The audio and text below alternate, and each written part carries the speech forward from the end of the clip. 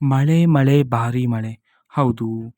ಇವತ್ತು ಅಂತಂದ್ರೆ ದಿನಾಂಕ 29/5/2026. ಸೊ, ಇವತ್ತು ಈ ಜಿಲ್ಲೆಗಳಲ್ಲಿ ಭಾರೀ ಮಳೆಯಾಗ್ತಕ್ಕಂತಹ ಸಾಧ್ಯತೆ ಇದೆ ಅಂತ ಹೇಳಿ ಹವಾಮಾನ ಇಲಾಖೆ ಕಡೆಯಿಂದ ಇದೀಗ ಎಚ್ಚರಿಕೆಯನ್ನಾದ್ರೆ ನೀಡಲಾಗಿದೆ. ಹಾಗಿದ್ರೆ ಬನ್ನಿ, ಆ ಜಿಲ್ಲೆಗಳ ಹೆಸರನ್ನ ನಾವು ಈ ವಿಡಿಯೋದಲ್ಲಿ ತಿಳ್ಕೊಂತಾ ಹೋಗೋಣ. ವಿಡಿಯೋವನ್ನ ಸ್ಟಾರ್ಟ್ ಮಾಡ್ತೀನಿ.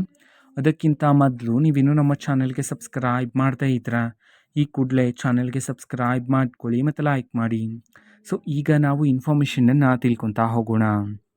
ನೋಡಿ, ಇವತ್ತು ಈ 26 ಜಿಲ್ಲೆಗಳಲ್ಲಿ ಭಾರೀ ಮಳೆಯಾಗ್ತಕ್ಕಂತಹ ಸಾಧ್ಯತೆ ಇದೆ ಅಂತ ಹೇಳಿ ಹವಾಮಾನ ಇಲಾಖೆ ಕಡೆಯಿಂದ ಎಚ್ಚರಿಕೆಯನ್ನಾದರೆ ನೀಡಲಾಗಿದೆ.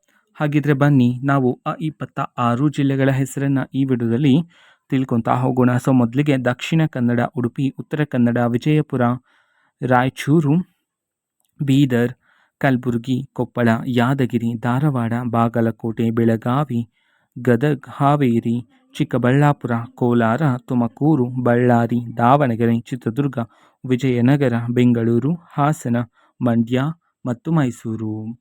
ಈ 26 ಜಿಲ್ಲೆಗಳಲ್ಲಿ ಇವತ್ತು ಭಾರೀ ಮಳೆಯಾಗ್ತಕ್ಕಂಥ ಸಾಧ್ಯತೆ ಇದೆ ಅಂತ ಹೇಳಿದೀಗ ಹವಾಮಾನ ಇಲಾಖೆ ಕಡೆಯಿಂದ ಎಚ್ಚರಿಕೆಯನ್ನಾದರೆ ನೀಡಲಾಗಿದೆ.